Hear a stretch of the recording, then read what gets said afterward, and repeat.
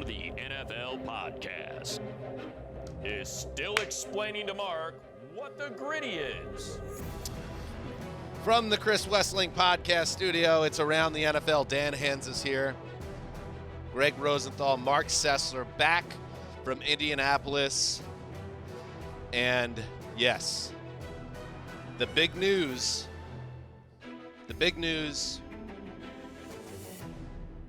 is obvious. Tomorrow, the Flashpoint series returns from hiatus. Absolutely. Well timed. Flashpoint.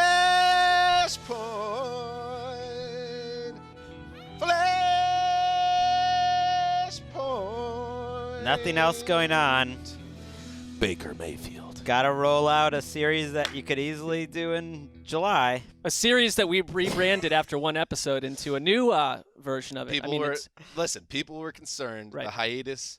How long does the hiatus last? Now, free agency starts next week. Does it go back on hiatus? Most likely. But just know that's the big news right now. It's struggling to get out of the gate. Just know that we still have like new listeners, maybe someone who's never heard the Around the NFL podcast. Wow, what a good day to check in. One of the biggest news days in NFL history, and they've already clicked off. Actually, they're like, whoa, these guys are funny, irreverent, different. I'm staying tuned. It's the other way to look at it. Somewhere in the middle. I don't think we have them on that one. Holy shit. There's so much going on right now. And we're going to get into all of it because, yes, one of the biggest trades in recent NFL history has gone down. The Aaron Rodgers soap opera, that seems to be going on hiatus for the time being, although you never know. Franchise deadline is passing in 16 minutes exactly, and we're tracking it to the deadline. We're going to get to all of it, all the news. There was a dude that got suspended for gambling, one of the best wide receivers in the league. Gonna hit that. Gregg's got some against the grain takes on that too. He's gonna put it all on the line. That's what I'm waiting for. That's news. At NFL Network That's headquarters. news to me. But yes, Calvin Ridley does feel like a bit of a D story now. It's like Gregg's. That was like we were leading with that 16 hours It's ago. Gregg's side hobby and deep obsession clashing with his desire to be a company man, all in one story. It gets messy. It's going to be tough. The bigger gambling gets, the messier it gets. I've been very careful for Gregg since joining the NFL, and this news, I have to say, made me happy of how careful I've been. And even though we have so much news to get to, yes, the last time you heard from us, we were in Indianapolis at the Combine. We don't know much. We're learning as we go along here, the prospect side of things. But you know who knows a lot? Shooky. Shookie's a rising star, rising talent here at NFL Media, and he had a great write-up on his all-combine team. Nick Shook, nice hook there, like that. So we're going to welcome in Shook in a bit to talk that. But before we get to anything, yes, let's get to the huge news involving a certain somebody. Hey, Seattle, we got a deal. Go Hawks. Go Hawks. Oh. Wow. I love the Russell Wilson smooth brother act. It's the best. Nothing beats it. I think it was Danny Kelly who said it. Maybe it was someone else that he'll go down as one of the greatest players in Seahawks history and definitely the horniest. Just like that's been a big part of the Russell Wilson experience, and I enjoy it. That was a social media clip from when he signed his extension with Seattle in 2019 from his bed, yes, with his celebrity wife. And it was announcing that he was staying with the Seahawks. Go Hawks, baby. For the long term. But it turns out history had other plans. NFL Network's Tom Pelissero reported Tuesday, he broke it, that the Seahawks and Broncos agreed in principle on a trade sending quarterback Russell Wilson to Denver. The Broncos for a massive haul, including multiple first-round picks, plus additional picks and players. The full package, which also sent a fourth-round pick Denver's way, 2 first-rounders, 2 second-rounders, a fifth-rounder, the centerpiece of the trade, Drew Lock, defensive tackle Shelby Harris, and tight end Noah Fant, that from Rap Sheet. Greggy, the trade is pending a physical, and Wilson waiving his no-trade clause. Can't be finalized until the new league year next week. But it's happening, and it's a bombshell that rivals any trade in the history of this podcast, at least. In the history of the NFL. Oh, he did it. Greggy. I mean, he's known for hyperbole, baby. Mr. Unlimited. Just in terms of where he is at his career, what it means for the Broncos, certainly what it means for the Seahawks. I just start where I've been over the last couple of years on this, that this was coming and that the Seahawks organization had a decision to make. Could they go with Russell Wilson or should they choose Pete Carroll? And all the 12s were in my mentions for the last couple of years. Oh, that's not about that. It's not about choosing one another. It's not some sort of power struggle. That's not the issue.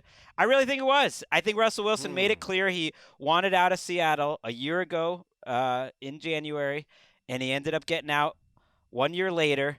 And that ultimately Paul Allen, their owner, died. Jody Allen, his sister, took over. It's a bit of an ownership vacuum, and Pete Carroll filled it. He has more power than anyone. So I don't want to hear anything about, well, is Pete Carroll really going to go through a rebuild? Pete Carroll made this trade. He wanted to do the trade. He felt the value was worth it. There's a million avenues to go through here, but he got such a good offer that he believed now is the time, and I'm going to prove them all wrong. I'm 70 years old, but Debbie Hanzus still thinks I'm hot. I'm not going anywhere. I'm going to try to compete this year and show that it's more about me, and I'm going to try to compete next year. It's not about rebuilding. It's about making the Seahawks better. I think that's what he believes is going to happen here. That may be what he believes. And I don't disagree with you, Gregg. I think that, we knew a year ago that this was the first chapter of quarterback discontentment that has spread across the league like wildfire, and it's paid off. I mean, Russell Wilson is probably somewhere he much would rather be at this point. So I'm with you there. But if we're going to look at it from a pro-Seahawks angle and say that Pete Carroll and, you throw in John Schneider, who's picking up the phone at least, got what they called a transformational deal. I don't see this as that. 2 firsts, 2 seconds, and Shelby Harris, that's a nice player. Noah Fant, big yawn. And Drew Lock, a player that they were trying to get rid of essentially for the past 2 seasons, or at least lodge as their backup. I don't know how this transforms the Seahawks. If anything, I think it takes the legacy of Pete Carroll and John Schneider and puts it into a bit of a dark abyss, because now you're suddenly, essentially, last year's Broncos. Good team, nice parts, looking for a quarterback. I think that is, to me, the biggest big picture viewpoint for Seattle now is that you went from having a Hall of Fame level quarterback who has probably anywhere between 7 and 10, 11 years, who knows, left in the tank, to joining that great underbelly of the NFL, the teams that are wandering looking for their guy. And yet I also understand why they did it. And I think there could be some middle ground here, Gregg, with it's not necessarily just like Pete Carroll was going to win or Russell Wilson was going to win and only one could survive and move forward. I think Seattle, in their internal conversations, would not be surprising to me if they were like, we are kind of caught in between right now. And we have this guy who's getting paid at a huge premium at quarterback. We have a roster that's not near Super Bowl ready. We've made some mistakes. We made that Jamal Adams trade. That didn't work out for us, giving away a lot of assets to get back a guy that has not been transformational on defense. Now we need to figure out what we want to do as an organization going forward. Do we try to figure this out with Wilson, or do we pull the trigger on a trade that allows us to reset everything? And I think there's something to be said for that beyond just Carroll wins and Wilson loses, or however you want to see this. I'm with you, and I'm someone that I feel I'm a little caught in the middle here, that I don't think it was the worst trade ever for Seattle. Is it going to work out? Probably not, because they don't have a quarterback, but they have to make the picks count. I think what they got was significant. People were saying, oh, it's basically the same as the Jamal Adams trade, 2 1s. Well, no.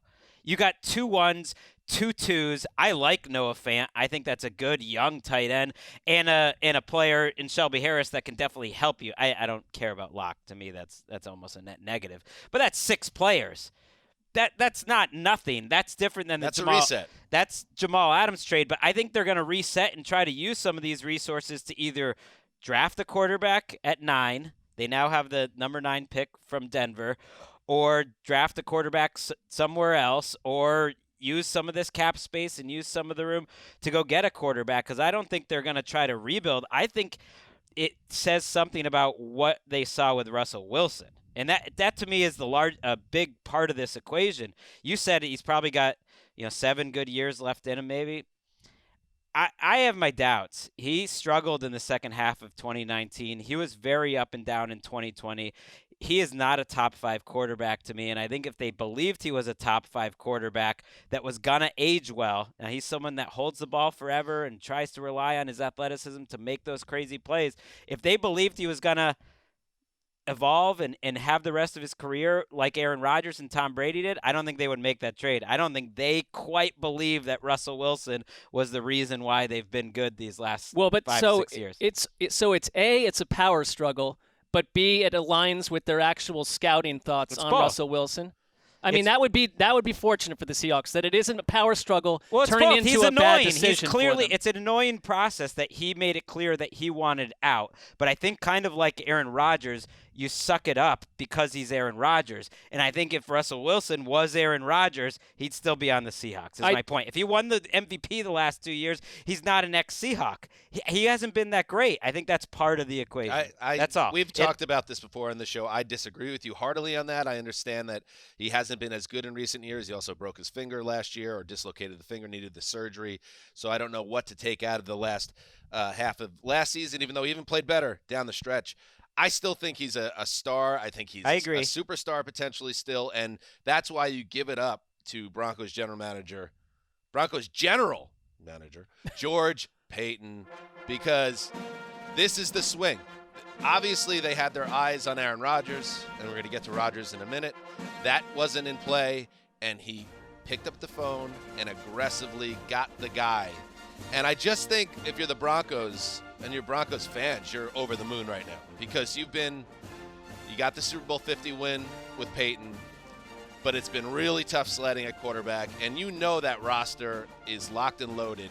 And if Russell Wilson is more the guy I think he is, Marc thinks he is, I still think he's an above average, maybe borderline top 10 quarterback. I just don't think people put him because he's so famous in that top shelf. Like, no, he's not Justin Herbert. He's the third best quarterback in this division. He's the transformational part of this trade. I think he is a potential still top 5 quarterback in the league personally, and you take him and you fill the biggest area of need on your team, and you are flying now. And don't be surprised when Von Miller now comes back to Denver, because that's kind of how the league and sports seems to work now. People like to build super teams. Denver just became a legit contender in the AFC. And I don't care about anything else down the line. They have a chance to win the Super Bowl, a very real chance, and it's a home run trade to me for that reason. I lived in Denver for years. I've got friends from Denver who are tweeting, and it's like, look at the reaction from both fan bases. I get that fans maybe can gloss over things, so can we at times, but it's like the Denver Broncos fan base reaction says it all to me. They were a pretender last year, and we're not going down the Teddy Bridgewater road, but you did not have the quarterback in a division with Patrick Mahomes, Justin Herbert, and Derek Carr, the best division in the AFC. You're now locked and loaded as a real contender. Somewhere Vic Fangio is saying, what the F? Because where was I when all this happened? They should rehire him as the defensive coordinator. That would be great. That doesn't happen in these days. But if you're Nathaniel Hackett, I do wonder, you're very close to Aaron Rodgers, that maybe he tipped off Nathaniel Hackett at some point and said, bro, this ain't happening. Go chase something else, because they were right on this Russell Wilson deal 2 hours after the Aaron Rodgers news that was so-called secret. Well, if anything, though, I think that says that they were still hanging around, and they put it out there through their insiders to make the PR of it all work better, that one thing had nothing to do with the other. I don't buy that. I do totally buy that they've been in these trade talks for the last 2 weeks, setting up this deal, hoping to get it done, and if it could get done, great. But the timing of it clearly indicates they were still holding out and seeing what was up with Aaron Rodgers. They didn't want to make Russell Wilson feel like he was the second option. Why should they? I think all these things can be true. I agree with you guys that it's a home run for Denver. Like, you got to make this move. To me, it's just more, he's Matthew Stafford. Like, I put him in that tier. And it's worth it to go get a Matthew Stafford when you're stuck in the middle or below the middle at quarterback, which they were. Like, I'm not doubting, as much as I like Teddy. There's more upside, I think, with Russell than even Stafford. It's similar. It's in the same ballpark. He's and younger also. You still got Cortland Sutton, Tim Patrick, Jerry Jeudy, Albert. I don't know where we settled on Alberto. Alberto. Yeah, I know, but settled. I thought I had Okwebanam, but then they changed it. Yeah, Booing. Just Oh, my gosh. don't. But Just here's ruined the whole Could've show. just gone up. Javonte Williams, that is an awesome offense. I don't know if the defense is going to be as good as the names look like because we just don't have Vic Fangio there anymore, but the offense should be incredible. Like that's to the point that the Broncos did not give away pieces that would strip away from Russell Wilson. That's what surprised me when I heard, multiple first-round picks and players. And when it ended up being Shelby Harris, Noah Fant, and Drew Lock, I was like, oh, really? Because I could have swore Jerry Jeudy, maybe Javonte Williams, maybe Sutton, one of those guys at least has to go back. So the fact now that Wilson goes and joins this offense that has remained intact after the deal, that makes it even more exciting if you're a Broncos fan. Fant's a good player, though. I mean, at times he's looked like But who's his quarterback? No, I get Geno it. Smith? I'm just saying you can't. Is it Geno time, Greggy? To me, he is a starting defensive end. It was a first-round pick for a reason with a ton of potential. He's not nothing. Like to me, him and Javonte Williams, for instance, have a similar value. The difference is he's on the fourth year of his contract. Shelby Harris is a nice player. I'm with you guys though. As much as I'm not making the case for Seattle. I'm just trying to explain, I think, why it happened and why they thought it could make sense. And because of the way that they've run their organization the last handful of years, it would not surprise me if they figure some things out this offseason and are in the mix even without Russell. Well, how about this? In the mix potentially for Deshaun Watson. You got ammunition now finally to do that. In the mix, if you want to be spicy, go take Malik Willis at number 9. And don't go settle for a quarterback like a Drew Lock or fill in the blank that automatically has the fan base asleep at the wheel. You cannot come out of this with a dull option under center. Bad timing, by the way, for Geno Smith to show his whole ass in that DUI arrest. Well, Pete Carroll said at the Combine Never that great timing to they do were that, but planning to bring him back, that they wanted him back. Although I have to admit, I can't imagine a Drew Lock-Geno competition, so I think Russell leaving might have been Geno's gig. Anybody happen to check out the police report on that Geno Smith arrest? It's a little worse than you might imagine.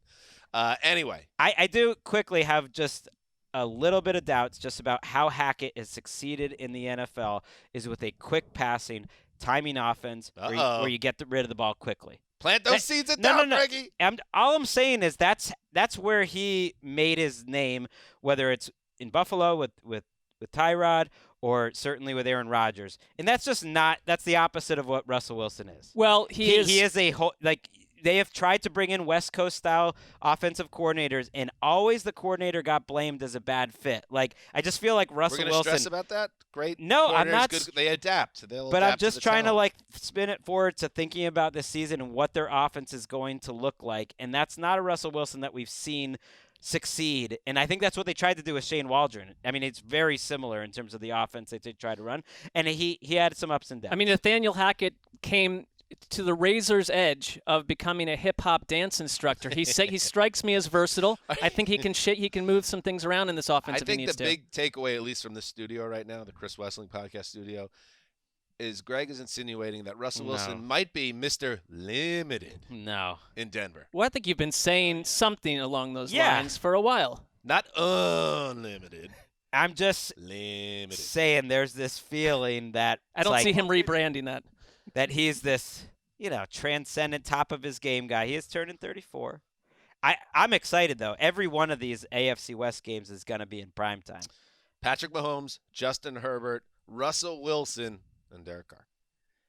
Gregg has this as like the Herschel Walker deal part 2. That is not true. I completely think this is a win for an organization that for years we've been killing them. They had Russell Wilson in their building pre-draft and took Brock Osweiler instead. In a way, poetically, John Elway, he's up in the sky spiritually. He's he's here. I mean, he's not the day-to-day part of the organization, but probably still making like high, 7 figures. But they've got Russell Wilson back, the guy that beat them in the Super Bowl. And this is a team that went for it in a division where had they not, they would have been dead fodder. I think it's win-win, and the Broncos win more if you have to pick one. I'm not trying to take the other side. I'm saying what percentage of Seahawks fans think that it is also a win for Seattle right now? No one. A team that just tweeted out the Castaway meme of Tom Hanks looking for Wilson, the volleyball. We've been tracking this for many years.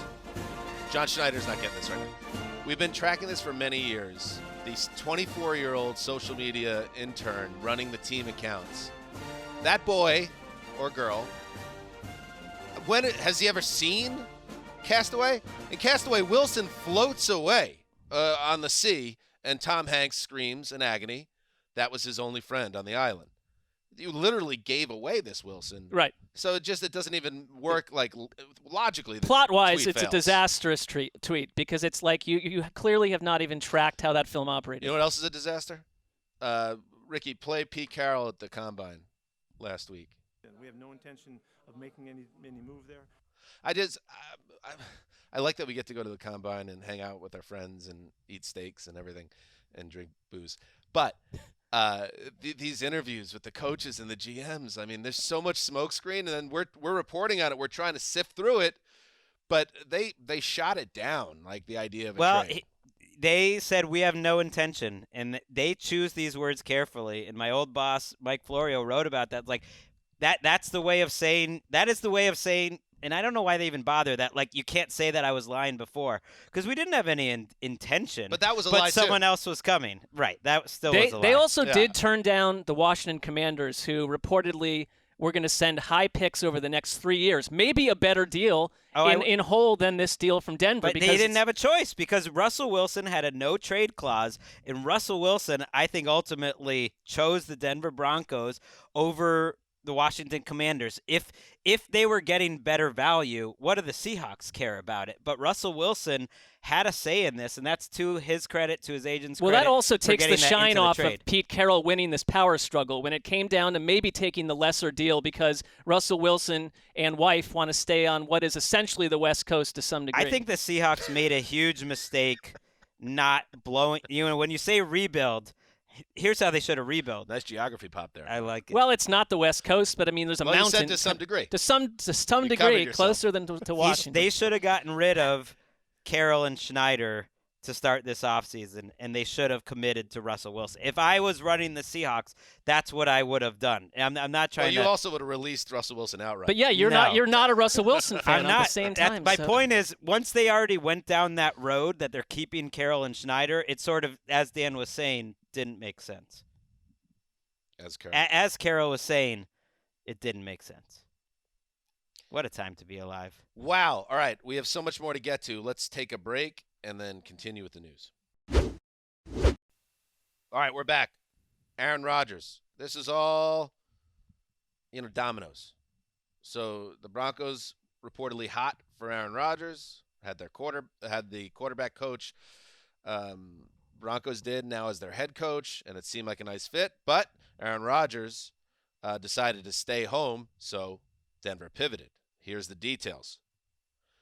Green Bay has agreed with the 38-year-old Rodgers on a 4-year extension worth $200 million, including $153 million in guaranteed money, Rap Sheet reported Tuesday. The deal makes Rodgers the highest-paid player in NFL history on an annual basis while also reducing his salary cap number for 2022. So the long saga that's built up forever, it feels like forever, but it's really been about a year and a half, comes to some type of close. Aaron Rodgers, by the way, came out after the Russell Wilson story blew up. He got on Twitter and said, hey, just so you know, the specifics of the contract, monetary-wise, not accurate, but I'll say I'm happy to be in Green Bay. To which I say, Aaron Rodgers, I didn't kill my wife. no, just I don't care. I don't care. All right. Ricky on fire. I like the first one. Yeah, I think there was a lot more going on there. You actually thought that I didn't kill my wife? Well, because you say that all the time. You always say that, so I thought it would be a nice tie-in, but the I don't care. Right. But I thought I made it clear in our instant message what I wanted, just that one line. Yeah. Okay. So you kind of, okay. I think she added to the She show. betrayed On well, she added to the overall show. The host though. doesn't like Gregg and I surprises. enjoyed I it. didn't kill my wife. Anyway, let's get back on track. Ricky, by the way, is not going to be with us next week. Ricky is going to be in Cancun during free agency. Well, that news passed like a buzzsaw through the studio prior to our kickoff here. This is like the 4th year in a row she's been on a tropical island during the off-season's most busy week to date. You can't talk to me like that. It's International Women's Day today, okay? I'm happy for you. I'm No, extremely it's jealous. okay. It's fine. You don't appreciate the women. best part was like, Well, all right. Erica, when I was trying to talk to her, I was kidding on the square a little bit. I was like, Erica, we want you for free agency week. We want you in the studio. It's important. And she's like, no, you don't care who's behind the glass anyway. It's like, what does that mean? You're our producer, Ricky. We love Gravedigger and Stapleton and the whole gang, but you're our producer. That's Darla. true. Yeah. No, I will send you guys a lot of ideas from the beach. Yeah, you will. By the way, Greg is disgusted about this. See how he's I am Yeah, looking he at told it. me not to go. Yeah, But that was like 3 weeks ago. That right, was, you had a conversation. She mentioned it to you, and you said, don't go. yeah, And then what'd you do? she went. Very defiant. I haven't gone yet, but it's the only time that we can go because No, we don't Jet wanna hear it. only We don't has care. this, We this don't want to week. hear it. This week. So Doesn't matter. Those specifics for our show don't matter. I'm gonna get my nails done. What if she proposes? Oh, Is that how it goes? I You're don't not know. proposing Maybe to her? that's. I don't know. That's what it is. Maybe. Mm. I thought you were going to be doing Maybe. that. Hmm. All right, here's the thing.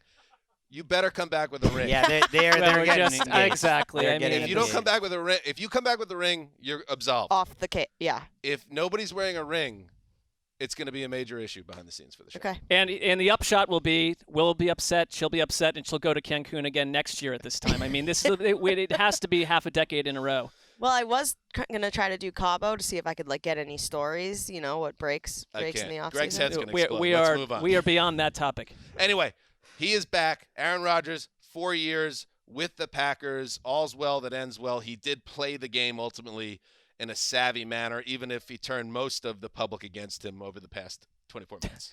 Well, he also called it at one point a categorical lie or mistruth that he was seeking to become the highest paid quarterback. I'm not going to listen or believe anything anyone says ever again at this point in this sport because that was absolute nonsense. This worked for him the same way things worked out for Russell Wilson. Be upset, be hyper annoying, and we'll tag along with your melodrama for a year plus until this thing caps essentially in Aaron Rodgers' favor. And the other domino to fall is that Davante Adams now sticks around as well on the tag. The tweet to me speaks to what was annoying about this whole process that Aaron Rodgers just sent out. He said, reports about me signing a contract are inaccurate. Actually, no one reported that you signed the contract. Said a contract was agreed to. So you're throwing in a falsity, falsehood, and you've done that before. As are the supposed terms of the contract. I quote signed. I'm very excited to be back. Where do you think those terms are coming from? Where do you think an agent is putting out like those terms to advertise what a great deal that he got? You think it's the team? You think the team wants to advertise how much money they're paying you? No, they don't. We've frankly redefined the quarterback market and paying you more than anyone's ever been frankly, paid. Look at us. They're embarrassed. They're going to have to answer to a lot of Packers shareholders, who got that free sweet piece of paper, and going to see that Hanging ticket in the price. living room. Ultimately, he probably was never going anywhere, and they used the Broncos well to maximize every bit of leverage this offseason, and that's fine. That's all players do that. All agents do that.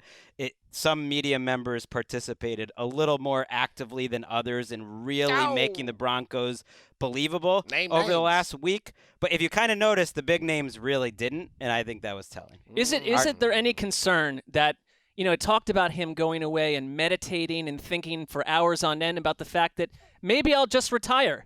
Like we've talked over and over about, if your head is half in the space of I might walk away from the game. A year ago, I would have bought that, but I think after this last year, it was so clear he was all in. Like I think it was all bogus this whole time. I think I'm going off he's a of businessman. what Ian was tweeting, saying that there was serious consideration about all things on the table. By one of them, I might leave the team that I'm now sticking around with, saying how much I love Green Bay and all this other stuff. And ultimately, what did it come down to? Money. They paid me $50 million a year, whatever it comes down to. So I am back until I'm 42 years old, unless I win another MVP and they annoy me, and then I'll cause some more ruckus in about a year or so. Don't rule it out. This is the person we're dealing with at this point. The only thing you could say about Rodgers, yes, he got everything he wanted in the end. He's still on a loaded team. He's better paid than anyone else in the history of the sport. But I do think he did take a hit in public opinion over a lot of his as much as any athlete actions. in the past year. But not because of the contract. Some of it listen, there are a lot of people, Marc and I are among those people, that had a lot of issues with Rodgers before the fake vaccine stuff went down. Just the way his general vibe and how he had kind of changed in some ways in terms of how he was front facing with the public, and it wasn't always flattering. It's all none of it matters ultimately. And I don't care, as Tommy Lee Jones said, because he's under contract. I don't care about the money. He's sticking there. Davante Adams is tagged, and this is still a Super Bowl contender, but a team that chokes in January, and that's something else for another conversation. And now they can operate this offseason with some clarity. We don't know what the salary cap number is going to be. It's going to be less than the $46 million he was scheduled for, presumably a lot less. And they're going to franchise tag. They did franchise tag Davante Adams. And so you're putting that on. That contract negotiation, I think, is going to be very difficult, near impossible to figure out over the next 4 or 5 months. He could hold out. I wouldn't be surprised if we don't see him until about the third week of training camp, something like that, just because that's how things go. Zadarius Smith, Preston Smith, Jair Alexander might get a contract extension. The Smith brothers could get cut. Like, a lot's going to be happening with Green Bay in the next Well, that week. said, if we want to say that shareholders with their piece of paper on the wall are going to be slightly miffed that the front office pulled the trigger on this. No, that was a joke. They're all happy. The other option is now you're sitting there with Jordan Love. You could work. maybe trade Jordan Love away to someone at this point too. Yeah, at 20 cents on the dollar. Ricky wanted to come in with a point. Should we let her come in? Of course. It's National Women's Day, so I mean, of you course. know what? And the chance that they're still going to International. arrange. International of all countries. Okay, so now I remember why I included the I didn't kill my wife, not only because you say it all the Yes, time right. pre-show, which, Sure. you know.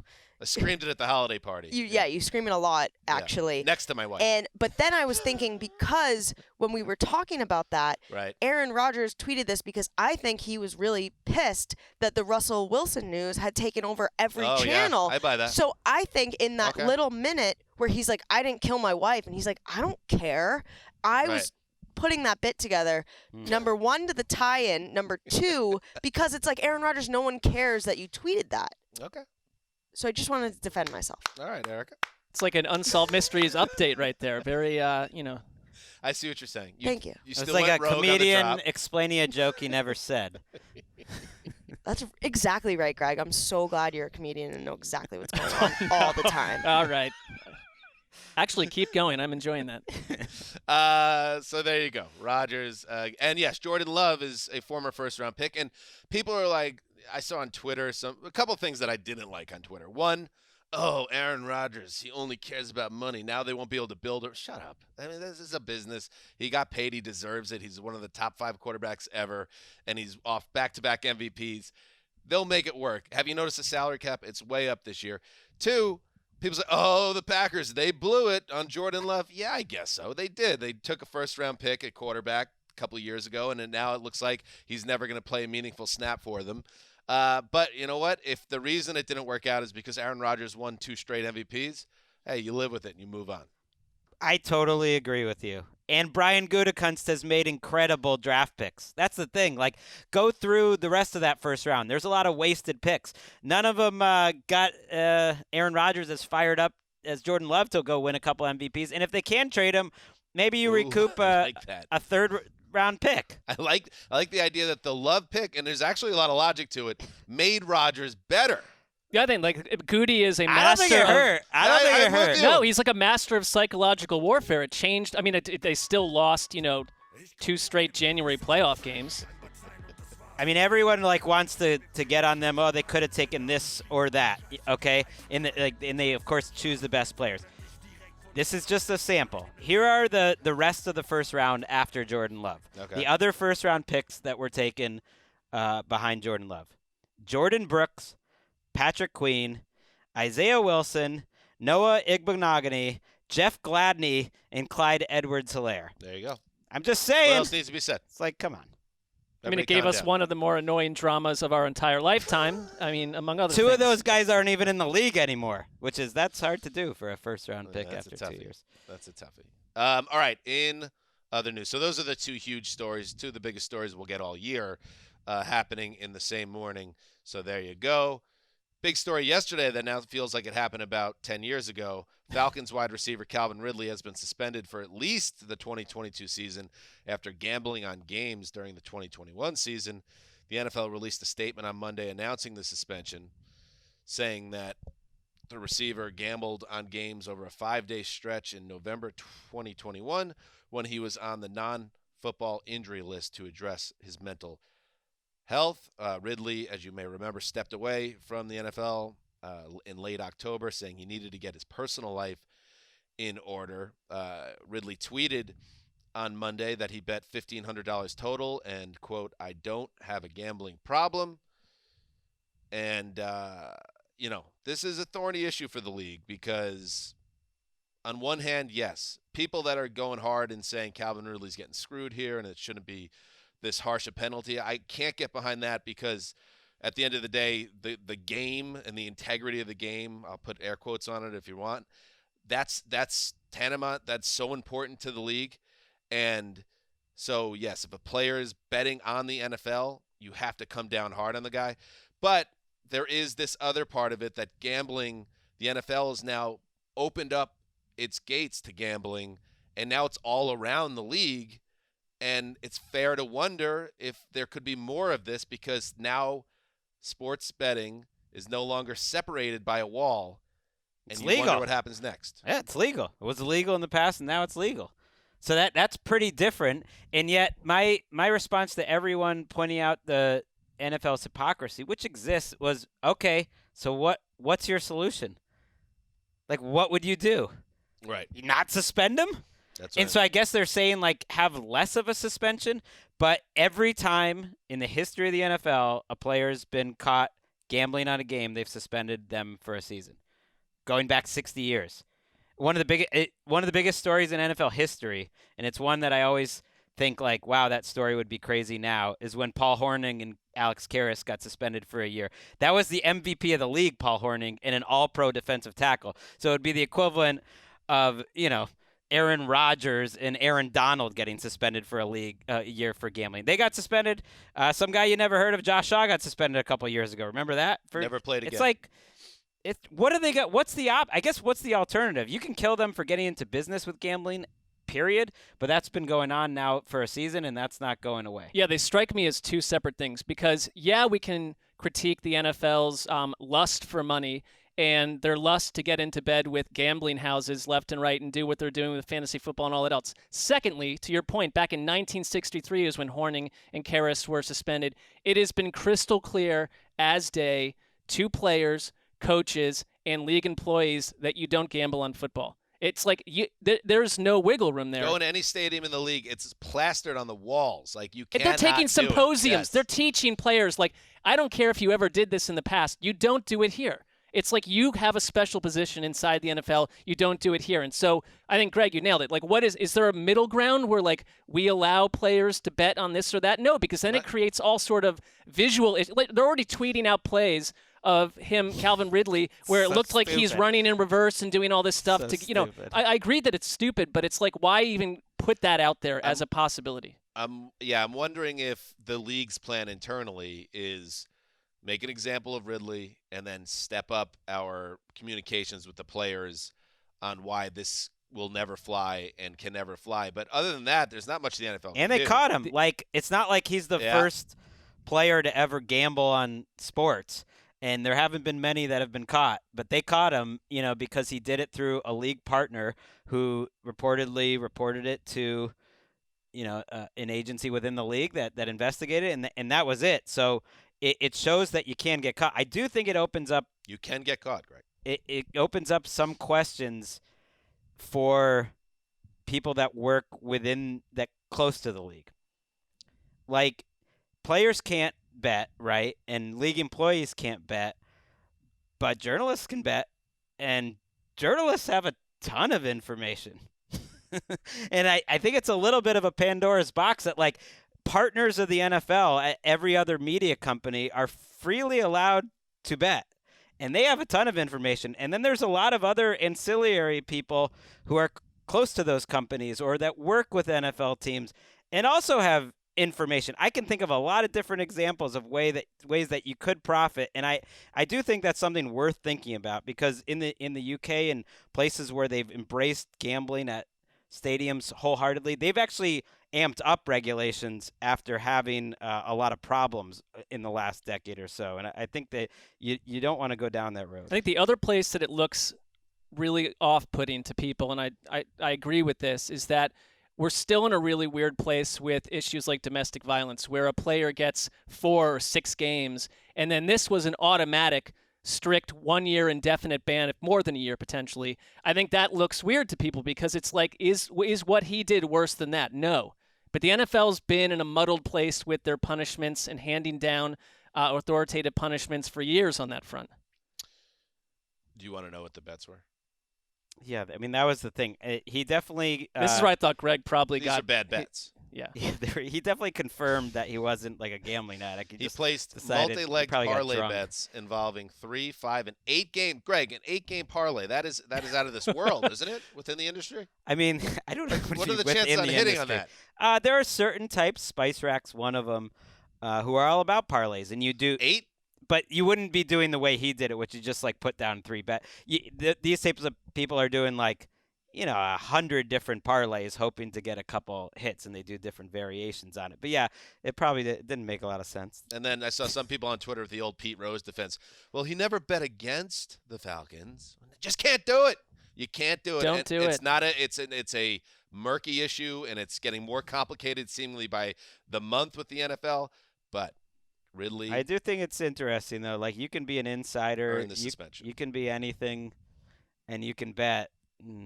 I mean, I sense Gregg is sort of turning green with jealousy that in any other media house that he worked for, he could be doing this. So we can't even step inside a sports book. No. As NFL employees during an NFL season. No. Like, for instance, we just had the combine. We'll talk to Shook about it soon. About 3 hours. Yeah. All the times were really fast, right? And we found out during the combine that, and you probably could have found this out in a totally legal, normal way previously, if you had your ears on the ground, that they had changed the turf there in 2020, and so it was a fast track. It was a different track. Like, imagine like if you had that information, you could have changed your life. And I think there is some things to that that's going on with this gambling stuff that is problematic. All right, let's move on. We're going to speed up here. We got Shooky coming up, as we said. There's a report out there. ESPN's David Newton reported that the Panthers would, quote, consider trading Christian McCaffrey for a first-round pick and another player without a big salary cap number. This would be in contrast to Carolina's vision of McCaffrey last offseason when they gave the star running back a contract extension. But then McCaffrey went and missed the past 2 years, more or less. 23 games over 2 seasons with a variety of injuries. It basically shattered Carolina's offense. And yet, boys, I do think, and I know everybody says, Marc, it's bad business to dedicate a lot of money to the running back position and all that.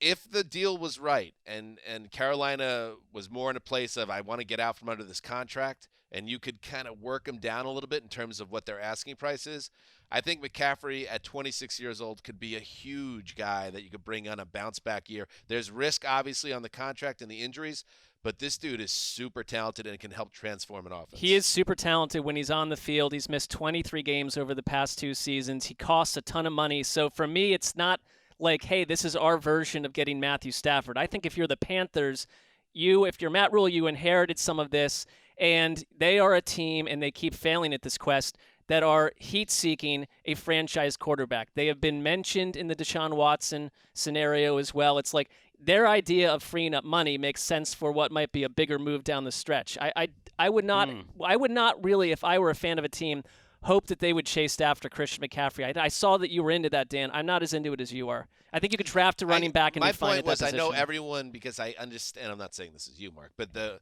everyone's kind of now bought into this idea that the running back doesn't have a lot of value and all that. But I think that McCaffrey is one of those exceptions that if you get him healthy, he could transform an offense. I think he is a Hall of Fame talent, as you've seen with him having a 1,000 season. He's still young.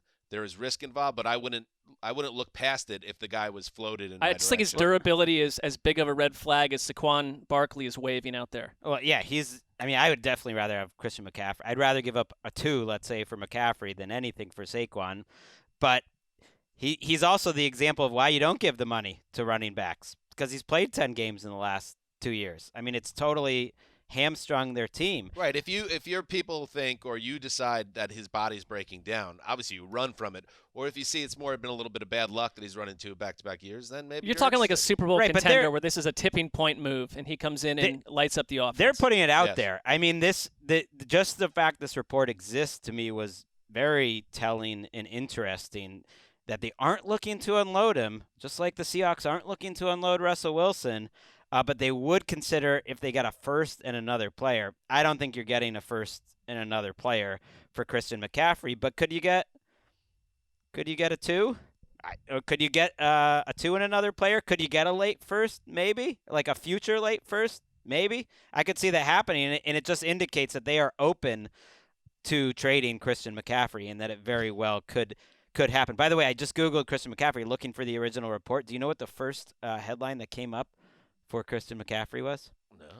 Olivia Culpo can't wait for Christian McCaffrey reunion as trade rumors swirl. I was not aware that he is dating a swimsuit, Sports Illustrated swimsuit cover star who's Amendola's ex. right, who's currently overseas for Paris Fashion Week, and she can't wait to get back. And she says her guy is hot. Yeah, I mean, he did well. He's done very well. She's got to spend a lot of time with him because he's not on the field very often. Whatever the list is, whatever category she falls into, good job, Christian. I thought I had never felt older than when I bruised my ribs sledding up at Big Bear a couple weeks ago. But actually, that last little jag that I had about Olivia Culpo, that made me feel older. Culpo. All right, in other news, the Dallas Cowboys. Listen, the salary cap's quite large and rotund these days, but the Cowboys are proof that you still can run into issues with the cap, and they're working hard to try to get under the cap and prepare themselves for a new league year. So the news that came out over the weekend, I believe, is that the team is ready to part ways with Amari Cooper, actively seeking out a trade partner. So far, according to reports, that market's not so hot, by the way. So I don't know what that says about Amari Cooper or more about his price tag, which I believe is north of $20 million. So they might end up releasing Cooper. They've also restructured contracts with, drum roll please, I wrote it down somewhere. I believe it is Dak Prescott, Zach Martin. Thank you. Dak Prescott and Zach Martin to get under the cap. And they also, and we're going to get to all the players that are tagged, but Dalton Schultz, their tight end, also got tagged. So the Cowboys doing a lot of work restructuring with stars. I bet they wish they had some flexibility with Ezekiel Elliott, but that's neither here nor there. Right. He's part of the reason they're in this mess, but I'm surprised they're going to give up on Cooper. Cooper's essentially an ex-Cowboy at this point. It's just a matter if he's traded or cut. I'm a little surprised that a team wouldn't give up a fifth-round pick or something to take on that contract, which doesn't seem that crazy. It's interesting 2 teams have soured on him, but the fact that they franchise tagged Dalton Schultz was really interesting, that they're picking Schultz, trying to bring Gallup back, get rid of Cooper, and then they asked DeMarcus Lawrence to take a pay cut, which is usually a sign that they're ready to cut you, and he, quote, politely declined, which I think was a smart move. That's the way to do it. Yeah, you politely Be polite about it. He's amazing. What's kind of going on? I know he's set to earn $19 million, but like he is the best player on the Cowboys over the last 5 years on balance, along with Dak Prescott, and was still playing at a really high level. So he should decline, because when you get cut at this time of year, you're doing Lawrence or Cooper a favor. Cooper's going to do better as a free agent than he would that he had with the Cowboys. They've talked about Tyron Smith, Lyle Collins, Blake Jarwin as other guys who could take haircuts, to use a Danism. Right? No, that's industry jargon, bro. That is. I mean, it's like they are trying to open up that cap money. And I just wonder with Amari Cooper, because Jerry Jones had, some ill words for him during and after the season. Maybe, this is the second team that's soured on him and willing to part ways. Something more going on, too, that he sees himself as a true number one. He came across pretty well, I thought, on Hard Knocks. There are whispers that the Lions are going to go hard after wide receiver in free agency, so that's but like Amari Cooper on the Lions. I don't like it at all, but just keep DeMarcus Lawrence and let someone else pay Randy Gregory if that's what it comes down to. They're in sneaky cap hell. That's what it seems like. Our guy, Kyle Brandt, who's amazing on Good Morning Football. He was sick of all the attention kind of that we all shower on the Cowboys week after week. But I got to say, they are the most interesting team just in terms of the players that are available and the moves they have to make this offseason. No other team has 3 guys that were in my top 30 and then now 2 more guys that they might be cutting that could be in my top 15. It's just they have more going on right now, I believe, than any team in the NFL. You may recall, Greg, last spring I had an impassioned monologue about being burnt out on the Cowboys. That's true. And we've all been there. Yes, we've all been there, and yes. it's Kyle's turn to be burned out. But at least this year the Cowboys are coming off being relevant, even if the playoffs went off in embarrassing fashion for the erstwhile America's team. Marc. Yeah, I don't consider them America's team, although they represent a lot of things that America seems to want to be represented by at the moment. So. I had a whole segment I was ready for on NFL Now about the Cowboys, blown up by Russell Well, Wilson. that's smart, Greg. You go to the network and say, I want to talk Cowboys. They'll roll out the carpet for you to say whatever you feel. In other news, the Patriots, this one has got my radar pinging a little bit, Greg, that the Patriots have one of the best young cornerbacks in the league in J.C. Jackson, a guy smack in the middle of his prime, and they feel like it doesn't seem like they want to do business with him. They don't hit him with the franchise tag. It doesn't seem like there's any real conversations between player and team, so it looks like he's going to hit the open market. Someone's going to pay him a ton of money. And I'll say this as a fan of a team that's gotten burned by free agent deals for cornerbacks in the past, I'm always wary of them. Jermaine Johnson comes to mind. Darrelle Revis Part 2 comes to mind. But at the same time, maybe there's something to be said for Belichick losing a little bit of the touch a little bit here. Doesn't this feel like somebody to keep in the building, Rosenthal? Well, this is very consistent with his previous touch. He likes nothing more than saying goodbye to great players that leave, and that annoys the Patriots fan base. Okay. Asante Samuel, very Fair. Similar situation. Richard Seymour? It doesn't make sense to me Malcolm because Butler. this guy, J.C. Jackson's improved every single season of his career. He's had more interceptions since he entered the league than any other player in the entire NFL. He's up there in terms of historically the most interceptions in the first 4 years, and he's become a complete corner. So it surprises me they didn't want to tag him, and he is going to be number 2 on the 101, the post-tag 101, and I guess he's gone. You would love this article, Dan, in the Boston Sports Journal about other teams wondering what's going on in New England, that they barely have anyone in their front office anymore, and that they barely have any coaches. Like right now, Joe Judge is working with quarterbacks, and Patricia's going to do the offensive line, and Belichick might be calling plays.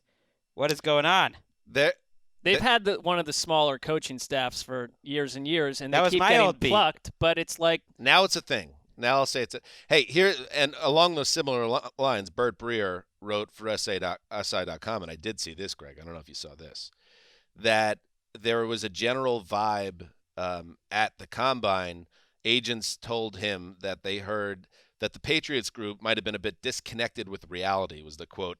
And the reason they were saying that is they were going and connecting with agents, being like, listen, we're not going to pay you near the money you want your guy to have.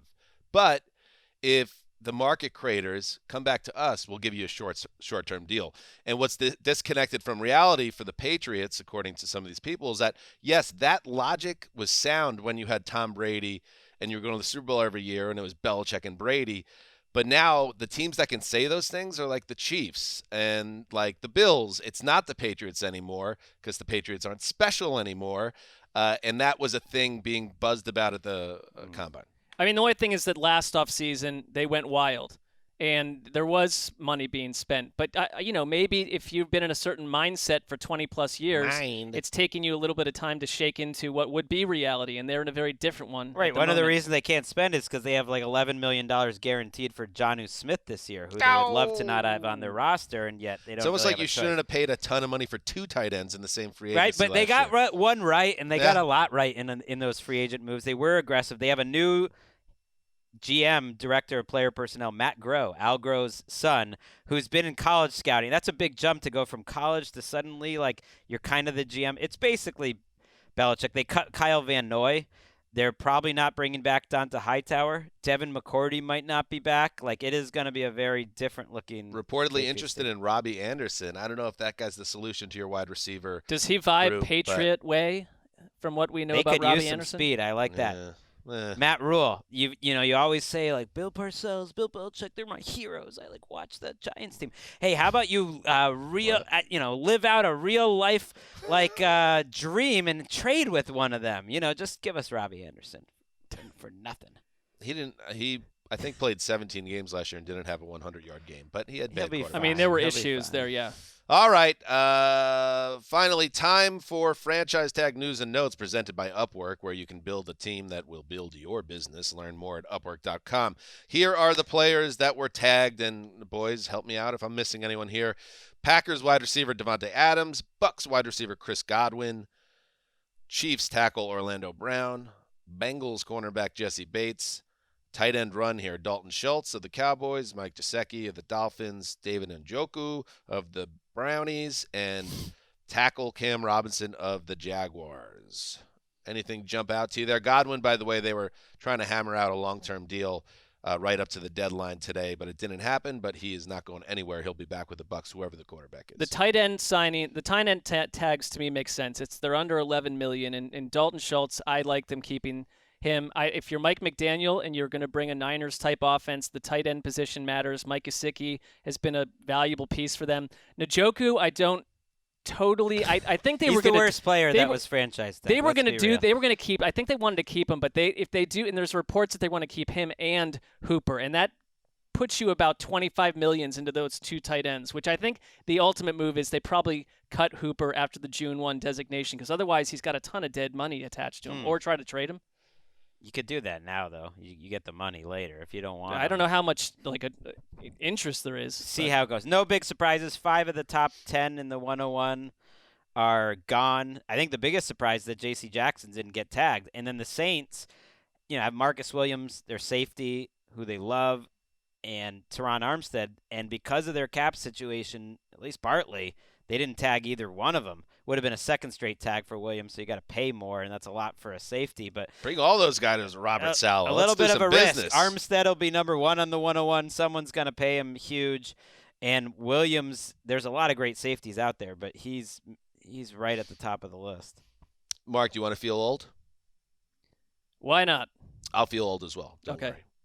When we the salary cap was set officially at $208.2 million per team. You and I started at this company in 2010. That was an uncapped year when the owners opted out of the CBA. 2011, the first year we were at the company with a salary cap, it was $120.4 million. Well, it tells you that, football $70 million higher now. Football is a money magnet. None of it has trickled down to us, but it has gone elsewhere. Trickle-down economics have not included inside these walls necessarily. Gregg? You take it from there. I don't know what to say about all this. I mean, I would never have expected it to trickle down, that salary cap. That was Franchise Tag News and Notes presented by Upwork, the world's work marketplace. Learn more at Upwork.com. All right, let's Carlton Davis, a free agent, by the way, because they couldn't sign Godwin. I think that's why they were trying so hard so that they could tag Davis and sign Godwin. Bang. And now Davis is going to be making a lot of money. Ryan Jensen, they have 2 super high-paid wide receivers and no quarterback. Bang. Before we take a break, let's hit 8 o'clock delight. Mike Williams gets paid by the Chargers. It's a 3-year, $60 million contract. Mark, you like the deal? Williams is a field stretcher playmaker. Absolutely. He was a tag candidate. You don't with Justin Herbert. Oh, look at this guy. That was surprising. He's got some buzz and some heat. Matt Stafford could get up to $45 million a year. Gregg, is that too rich for the Super Bowl champion? It's just what it's going to be for all the quarterbacks. It's what Russell Wilson is going to make, too, very soon, by the way. Yes, win a Super Bowl, folks. It will get you a raise. Brian Griese is going from the Monday Night Football booth to the 49ers, joining their coaching staff. Tough sitch for the old M&F team. Well, they never seem to be in the winning column from a point of public perception, but Griese and Shanahan are old friends, and I know that Greggy has a theory around this connection. He was a teammate of Tom Brady's at Michigan. Oh, it's like, oh, hey, by the way, you probably don't feel good about your current job if you're willing to take a 700% pay cut to go become a quarterback coach, for a much harder job. Hold off on those sandwiches. Tommy's coming back, baby. Von Miller, he said he wants to go back to Denver, potentially, and he will now because Russell Wilson's quarterback. And Jack Doyle retires. Really nice workman-like career for the tight end out of Indiana, originally 9 years with the Colts, I believe. The rest of that tight end group in Indianapolis right now has about 32 catches for 180 yards combined between 6 people. A lot of tight ends in free agency. Mo Alley Cox, Ingram, Gronk, O.J. Howard, Ertz, Jared Cook. There's some Uzama. Gronk Gerald and Everett. Carson Wentz. I don't they're love okay. the sound of that tandem. All right, there you go. There is a very beefy news, one of the beefiest news conversations in the history of the show. Let's take a break, and then let's turn our attention to a postmortem on the Combine with the great Nick Shook. Uh-oh. Is it? Oh, my God. Is that Nick Shook's music? Let's welcome him in. The man, the myth, the legend from Cleveland, Ohio. The Pipe. He's known by some, to all the rest, Mr. Nick Shook. Welcome back to the Around the NFL podcast, buddy. Hey, guys. How you doing? Great. How are you? I'm fantastic. I'm standing right now, in case you couldn't tell, because, standing desks are good for your health. And, yeah. Well, you're a mountain. You're a mountain of a man, so, like, some people you can't tell. I mean, you were in that same room with all the bench press guys at the Combine. Did anyone ask the Pipe for any advice? How to bulk up? considering like on receiver day and a few other days, 75% of guys just said they were willingly not benching and they were going to bench at their pro day. No, Shook nobody was asked there. me to make this. And we've been trying to figure this out for 2 years now. Why did Shook go from NFL.com to a dream job for his boyhood team, the Browns, pivot back to NFL.com? You could start reading between the lines that the Browns weren't comfortable with Shook being more impressive physically than anyone on the team. That checks out. I mean, I can't confirm or deny that, but that plays. All right, here we go, Shook. You did it. You've done it, Nick. You're a rising star at the media, NFL media, and you have the 2022 All-Combine team, which is great IP. Great IP. Like when I went and I got the power rankings, you know what I said? I'm getting the power rankings because I know what it is. It's great IP. Who cares who's writing it? But you want to be the one writing it because then that leads to opportunity. All-Combine team, I mean, that's Marc's IP. rolling his eyes I mean, right it's now. just like that actually happened on our show, but okay. Keep going. All right, Marc, hang in there, buddy. So you have the All-Combine team. Listen, Marc, I've talked to you about this before. You can grab some IP. There's IP to be had out there. I think the issue is a raging sense of apathy, burning inside of me towards written stuff on our site. I applaud. Personal foul. Roughing the Sessler. You're gonna rough yourself if somebody hears that Well, upstairs. come get me. All right, here we go. Shook, you did it. The All-Combine team. You broke it down. You were in Indy, and you have what looks to be a very interesting group of college prospects. I guess let's start at the quarterback position, where you had to make a decision. Who is the All-Combine quarterback? A lot of people are into this Malik Willis fellow from Liberty, especially after his incident outside St. Elmo, where he helped the vagrant man with some clothing that was very nice. That was Malik Willis, correct? Yes, it was. Nailed That's it. correct. Nailed it. But you have Kenny Pickett as your guy, even though he has those tiny, tiny doll hands. Yeah, the tiny hands that dominated the conversation about him leading up to his workout and his measurement, tied with some of the smallest hands, probably the last 15 years. 8.5 inches was the measurement. But, he put that to the side when he got on the field. And a lot of this team, I think, is built on a combination of measurements, using the next-gen stats overall draft score, which takes in production in college and also measurements, gives them an aggregate score. And then also, really, for me, it's the on-field workout, sitting up there in Lucas Oil Stadium and kind of seeing if guys will separate themselves with their play. And Kenny Pickett didn't necessarily look like an elite quarterback of the future, but what he was calm, composed, consistently accurate, looked like he was mentally ready for the moment and did a good job. He did everything you really expected of him and asked of him. He didn't wow you with a massive arm or anything, but he hit throws of significant distance with accuracy, and he never looked like the situation was too high pressure for him. So that's why he ended up on my list. It's not the best quarterback class. We already know this. Malik Willis ended up being an honorable mention in my group, but I liked what I saw enough out of Kenny Pickett to see him get drafted somewhere in the first round, just certainly not somebody I would necessarily trade up to the top 3 to select. But Shook, I'm trying to think if I watched anything that drew more audible gasps from the Lucas Oil Stadium crowd than Malik Willis's deep shots downfield. Yeah, and he had Chris Olave out there to chase them down, which I think the gasps were about 60% Olave, 40% Willis. Look, everybody loves the deep ball, right? And it looks good on TV, and it looks good to everybody sitting in the stands. And when it's completed, it's very pretty, Big arm, big opportunity for him to show off that arm. There are some other questions that he's got to answer. I think a team's going to try to maybe potentially be seen as a reach when they take him, but the physical tools are there. It's just a matter of consistency for him and experience. Somebody that maybe you put on the bench in year one and eventually he ends up being a productive player. And we could all be wrong a few years from now and be like, why didn't that guy go number 1 overall or number 2, wherever? But right now, that's all we really have. Anybody curious, by the way, who has the smallest hands in the current NFL landscape amongst starting quarterbacks? Go ahead. Goff's not big. He's Burrow. 9. He's tied with Tannehill and Burrow. The smallest hands, he's kind of a fringy starter, but Taysom Hill at 8 3/4 inches. So he's bigger. So Pickett But would go. that trailed Burrow though all But last Pickett year played too. in Pittsburgh. That's the thing, is like in theory that the only time that this would really be a factor is like bad weather games or rainy games. Like You know who has the played in biggest Pittsburgh. hands amongst any starter? I'd go Lamar Jackson. Ricky. Mr.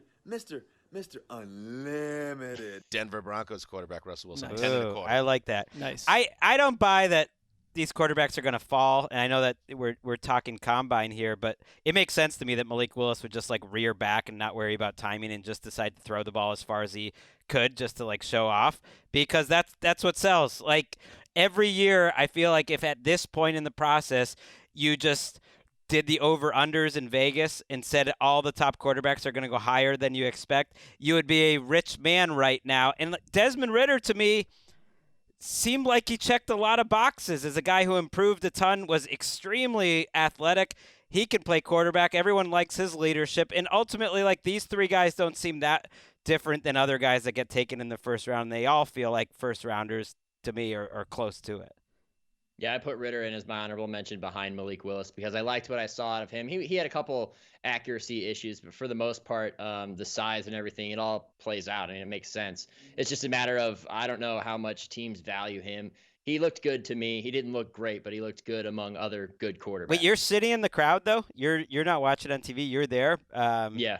Well, look at that. That's what he does. I'm telling you. Oh, I'm in the suite, put in the baby. work. Fancy living. You're at Lucas Oil. You're doing ground floor. Anyway, hey, how about this? So the next gen stats draft score. You like that, by the way? You like the next gen draft score thing? Oh yeah, You I into love it? any next gen innovation. I know you do. That's more IP Shooks. Listen, Mark. Are you making these up on your own? No, they're. Oh, okay. They're from a computer. Okay. Shook, you have, correct me if I'm wrong, on NFL.com, a next gen stats column as well, right? Yeah, during the season, position power rankings, yes.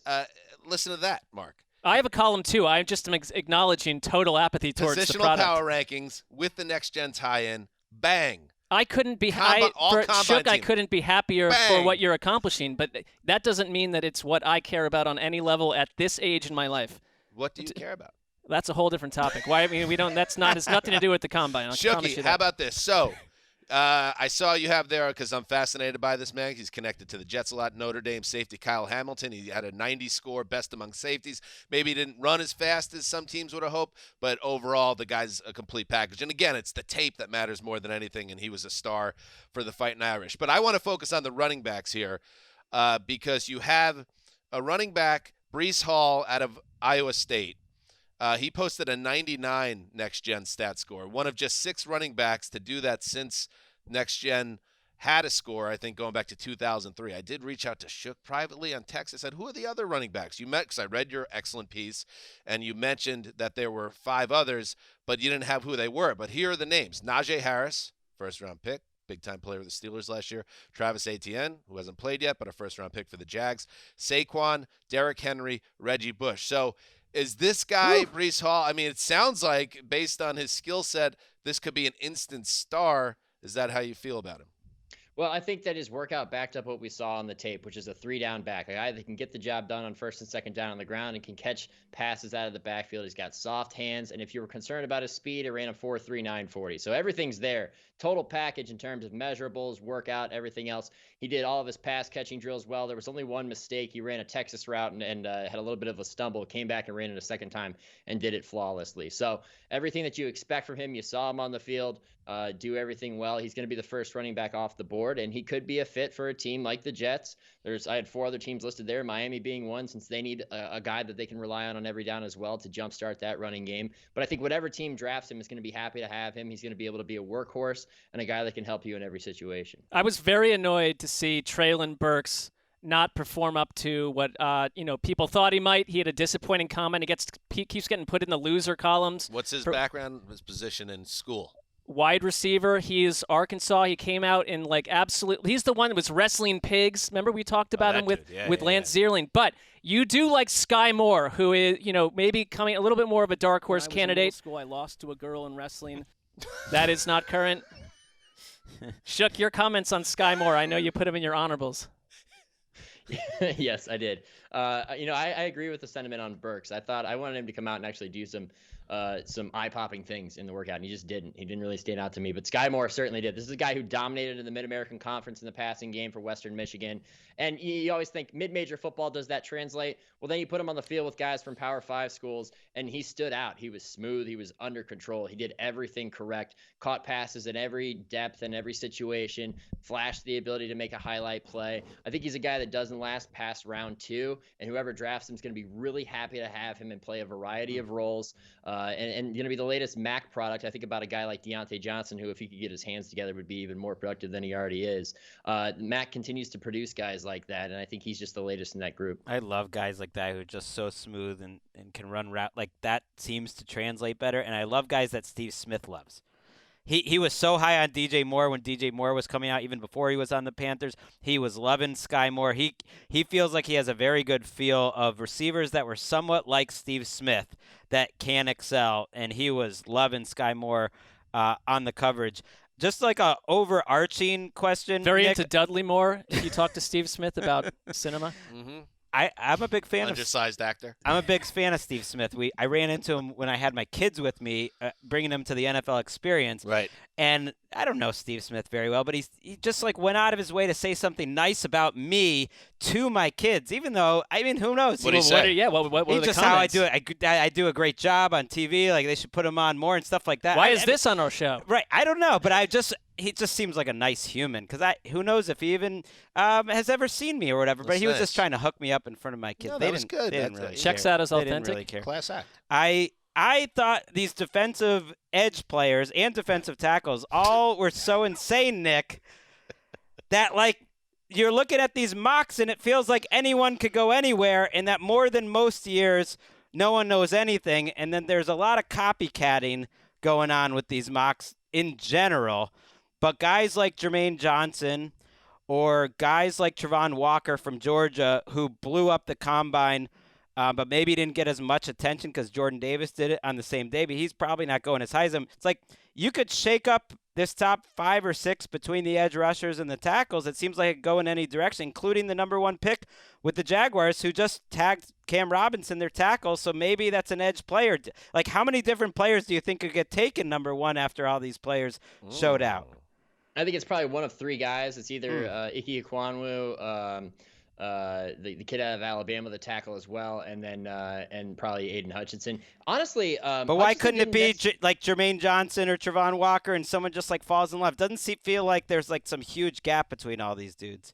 Well, yeah, I feel like that throughout the top 10. I think it could go a number of different ways, which I think is why these mocks are going to be all over the place as we get closer to the draft.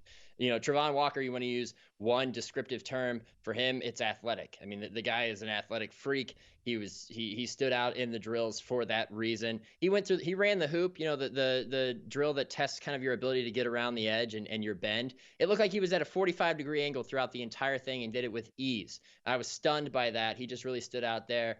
And then you talk about, guys like even Jordan Davis, but, on the defensive interior. But Jermaine Johnson, I think, is another one. What stood out to me in the drills was his power. He's under control. This is a guy who could not crack the starting lineup consistently at Georgia, transfers to Florida State, and becomes a stud. And makes teams raise their eyebrow. Well, why only 1 year? He said during his interview, lack of snaps, maybe not the best fit. I go to Florida State. I find a home. and I want to be feared at the next level. The guys he models himself after, guys like Aaron Donald and Myles Garrett. Why? Because they're feared, and that's what I want to be. He believes in himself. He thinks he's the best edge rusher in this draft. So I guess it wouldn't be a massive surprise if he ended up being the first one off the board. But again, with the copycatting, it's all Aiden Hutchinson, a guy who, he's there in terms of frame, measured pretty well. Didn't quite stand out to me in the drills, but his strengths are technicality. He's got the full arsenal of pass rushing moves. He's got the experience from playing at Michigan. That's where he's going to succeed, and I think that's what ends up making him probably a top 2 pick. I don't see him getting past Detroit, but I wouldn't be surprised to see any of these other guys go in the top 5. I know the Combine does this to these mock drafters, and I also noticed that Gregg complimented Steve Smith, complimenting him, but then about 14 seconds later took the mock draft industry, and I don't disagree with this take, and shredded them person to person. But is there too much? Is it just for our eyes that the Combine results trigger these rise or fall among players? Because if you're a competent scouting staff, shouldn't it be like 95% tape and, the Combine's a nice cherry on top if you go in and do what we think you're going to do? Yeah, I think that's typically what most scouts will say, is that the tape is the proof, and a lot of players will say that, especially if they're not going to test well. They'll just be like, well, look at my tape, check my tape. So what if I'm not working out? The proof is in the tape. But there's a lot of value in the Combine for guys who can elevate themselves, and I think there were a few that did that this week as well. Some more confirming the judgment of them than others, but we see it every year where a guy just blows the doors off of everybody watching, and suddenly they're way up high. I think about John Ross and that 40 time that he ran and where he ended up getting drafted. Now, ultimately, the tape kind of told us what we saw in the NFL, which is that he wasn't a complete receiver. But on the flip side, a lot of guys can make some money in Indianapolis. I don't care. Like Jordan Davis, anyone that's 340 pounds being able to jump 11 feet, you should just put him on a football team and just do that every down, and then people will just get confused, and that would be effective. It'll stop them. Well, Shook, you've said it all, and make sure you check it out on NFL.com. Shook's breakdown is all Combine team, and I'll say that the next step for you, Shook, now that you have the tie-in with Next Gen Stats during the season, you have your all Combine team. Now we got to get you a tab on the mock draft side of things, because that's an important little step this time of year. You got to basically check the boxes for each season here at the Media Group. Dan, do you have a background in law? Are you trying to be an agent here? Is that what you're doing here? I'm just saying I see you as a rising star, and I want to make sure we maximize your considerable talents. My goal for you is to gain 45 pounds of fat and then work your way out of it. Give yourself a physical challenge. Let yourself go into the deep dimensions and then come back as a nice better comeback story. Shook. Yeah. Marc, I already did that when I was 19. I lost 60 pounds in the summer, so I've already done that. I'm saying it's too bad I didn't know that. and Dan, he's never trained to be an agent, but he has become an expert at climbing the corporate ladder by grabbing onto that IP. Don't worry about who you step on the way up. Kick them if they're hanging on. That's a real lesson for the kids. I'll close with 2 things here real quick. Yes. I want you guys to pay attention to this name just because he jumped off the field for me. I know he's got some issues with tackling that he needs to clean up in terms of form and everything else. If you read Lance Zierlein's bio on him and his scouting work on him, that's what he'll list. But there's a kid out of Nebraska, Cam Taylor. Let's see, I got my notes up right in front of me right now. Cam Taylor Britt. I think that kid is going to end up being a stud at the next level. He has no fear, no regard for his physical well-being in terms of attacking ball carriers. He was very explosive on the field. I really liked him. And the other sleeper, going back to the IP thing, the Flashpoint series, ATN Flashpoint. Oh, yeah. See, that'll work. It's back, Shook. Oh,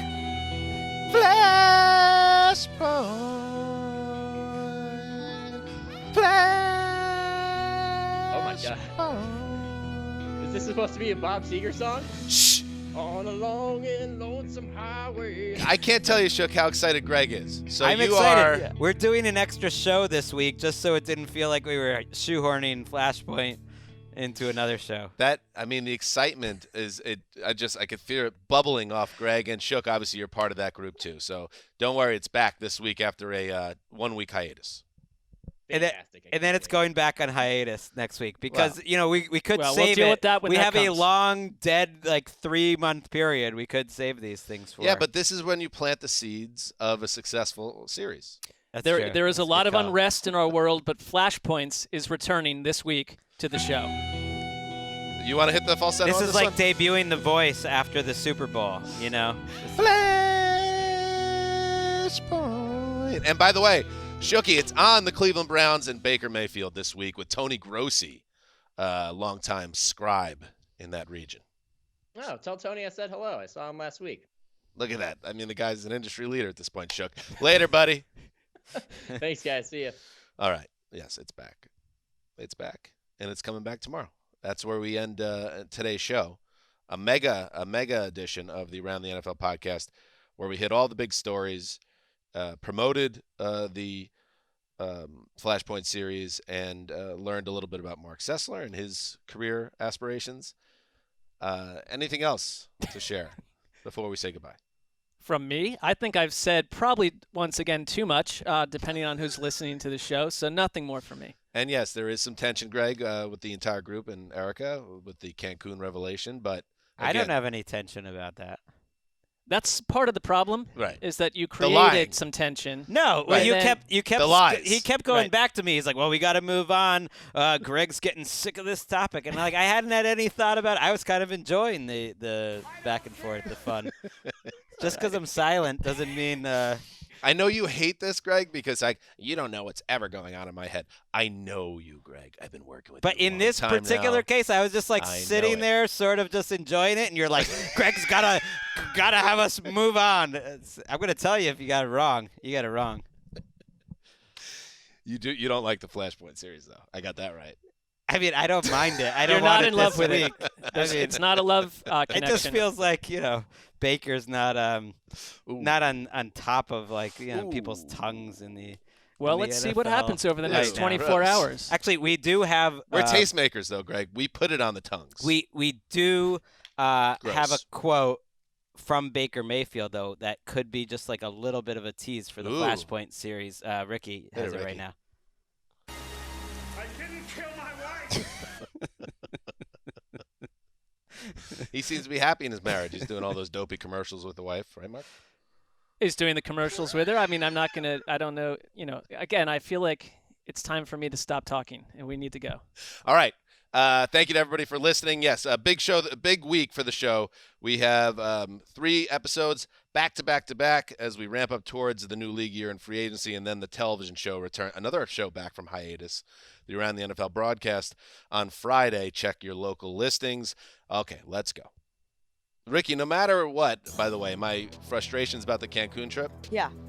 I love you. No, they're warranted completely. Right. Yeah.